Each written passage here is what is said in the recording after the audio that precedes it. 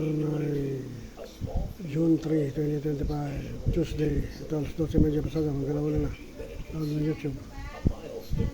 Off na! Off na, wala pang ulam. Wala pang ulam. This is Nick Pierce, Bowers, ready to light up.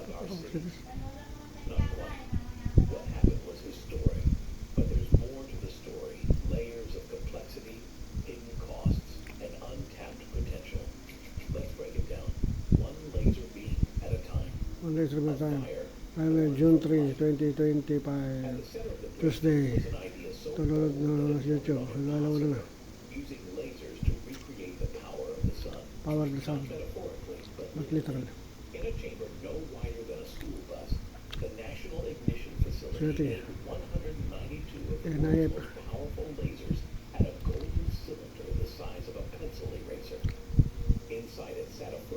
Target. Capsule. But it wasn't the size that mattered. It was what happened next. When the laser struck, they didn't just heat the pellet. They vaporized the inner walls of the cylinder, turning them into an explosive burst of X-rays. These X-rays struck the fuel from every angle, compressing it at a speed faster than a bullet. Pressures soared, temperatures rose Tokamak past 100 reactor. degrees. Different from tokamak reactor. That is inertial fusion. Inertial confinement fusion. Yung laser. Internal confinement fusion. Inertial confinement fusion. The reaction had released more energy than the lasers had delivered to the fuel. It was ignition. Real, measurable Ignition. ignition. The science behind the spark. To Ignition. understand why this matters, we need to understand what actually happened at the atomic level. The tiny pellet wasn't just any fuel. It held two rare forms of hydrogen, Deuterium and tritium. These aren't household names, Deuterium, but when tritium. they collide under intense heat and pressure, they fuse into helium. Helium 4. Here's the twist. When that fusion happens, a tiny bit of their mass disappears, Yan. but not wasted.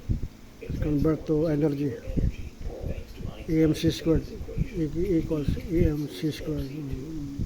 That missing mass becomes an explosion of power. But fusing atoms isn't easy. They naturally repel each other, and only in extreme conditions will they get close enough to bond. That's why scientists needed lasers. Not to heat the fuel directly, but to create an environment so hostile, so intense. Tokamak reactor. This is inertial confinement fusion. This is tokamak reactor. Magnetic confinement. Born and destroyed in a heartbeat. The energy came fast, hot, and furious. But what mattered more than the numbers was the confirmation.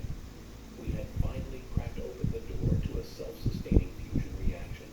A process Self-sustaining that fusion would one reaction. day